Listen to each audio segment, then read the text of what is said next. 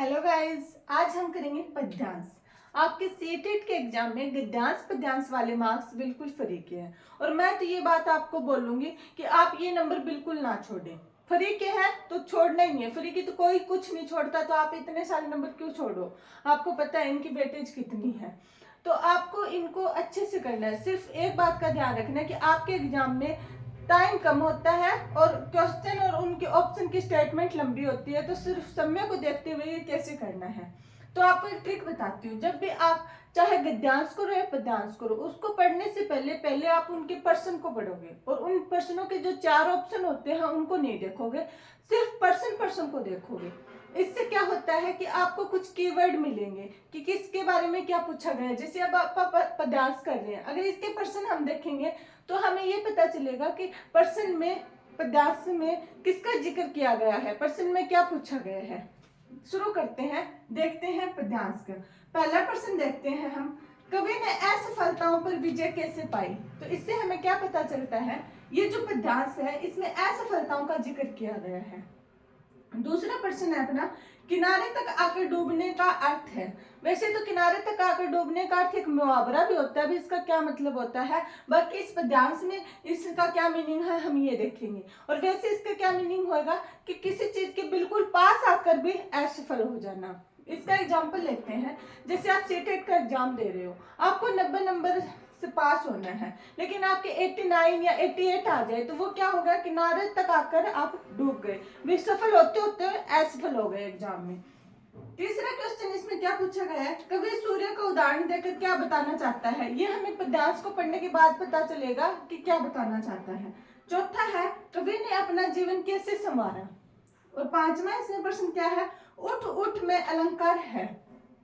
और छठा, असफलताओं में प्रयुक्त उपसर्ग है। तो इससे हमें ये पता चलता है कि इसमें डायरेक्ट ज्यादा व्याकरण नहीं पूछी गई है, लेकिन कुछ इंपॉर्टेंट टॉपिक जैसे कि मुहावरा पूछ लिया, उपसर्ग पूछ लिया, अलंकार पूछ लिया, या फिर प्रत्यय पूछ सकते हैं, या फिर पर्यायवाची शब्द पूछ सकते हैं। तो आपको एग्जाम में जाने से पहले ये 3-4 टॉपिक पढ़ के जाने हैं। कौन कौन से, मुहावरे, लोकोक्तियां, प्रत्यय, उपसर्ग, अलंकार और पर्यायवाची शब्द, ये जरूर देख के जानिए क्योंकि इनसे आपका प्रश्न बन जाएगा। तो अब हम देखते हैं, इसको पढ़ते हैं। हारा हूं 100 बार गुनाहों से लड़ लड़कर। क्या कहा गया कि मैं अनेक बार हारा हूं, गुनाहों मतलब असफलताओं या फिर किसी गुनाह से लड़ लड़कर, लेकिन बार बार लड़ा हूं मैं उठ उठ कर। फिर आगे कवि क्या कहता है कि मैं हर बार लड़ा हूं, जितनी बार हारा हूं, गिरा हूं, लेकिन फिर से उठा हूं, खड़ा हुआ हूं और फिर से मैंने संघर्ष किया है या फिर कोशिश की है। इससे मेरा हर गुनाह भी मुझसे हारा, गुनाह मतलब असफलता, इससे मेरी असफलता भी मुझसे हार गई और मैंने अपने जीवन को इस तरह से उभारा, मतलब मैंने अपने जीवन को इस तरह से आगे बढ़ाया या उभारा। डूबा हूं हर रोज किनारे तक आ आकर। जो अब हम इसमें क्या कहा गया है कि हर रोज डूबा हूं, मतलब सफल होते होते कई बार मैं डूब चुका हूं, लेकिन मैं हर रोज उगा हूं जैसे दिनकर। दिनकर का क्या मतलब होता है, सूर्य, पर्यायवाची शब्द होता है ना जैसे। लेकिन मैं फिर से एक नई ऊर्जा के साथ खड़ा होता हूँ, फिर से दूसरे दिन मेहनत करता हूँ, संघर्ष करता हूँ, इससे मेरी असफलता भी मुझसे हारी है। और मेहनत के आगे आपको भी पता है असफलता तो हारेगी हारेगी। मैंने अपनी सुंदरता इस तरह से संवारी है। क्या कहता है कि मैंने अपना जीवन या सुंदरता ऐसे संवारी है, कैसे, मेहनत कर करके, संघर्ष कर करके, हार को मतलब अपने ऊपर हावी नहीं होने दिया। उन्होंने हर बार कोशिश की, जितनी बार गिरा है फिर से खड़ा हुआ, फिर से कोशिश की है। ऐसे हमें करना चाहिए। ऐसे नहीं है कि आप कोई भी गवर्नमेंट एग्जाम दे रहे हो अपनी नौकरी के लिए, जॉब के लिए, एक बार फेल हो गए, 2 बार फेल हो गए, 3 बार फेल हो गए, डिमोटिवेट हो गए, भी मेरे से नहीं हो रहा। नहीं, कोशिश करते रहो, कभी ना कभी तो जरूर लगेगी जॉब। वैसे ही अब पहला प्रश्न क्या है, कवि ने असफलताओं पर विजय कैसे पाई है। इसके 4 प्रश्न मैंने पेज पे लिख रखे हैं क्योंकि इसमें जगह कम है। आपको ऑप्शन बताती हूँ। पहला है संघर्ष न करके, ये तो बिल्कुल गलत होगा क्योंकि कवि तो मेहनत कर रहा है या संघर्ष कर रहा है। दूसरा है निरंतर संघर्ष करके। तीसरा है सुंदर बनकर। चौथा है गुनाहों से लड़कर।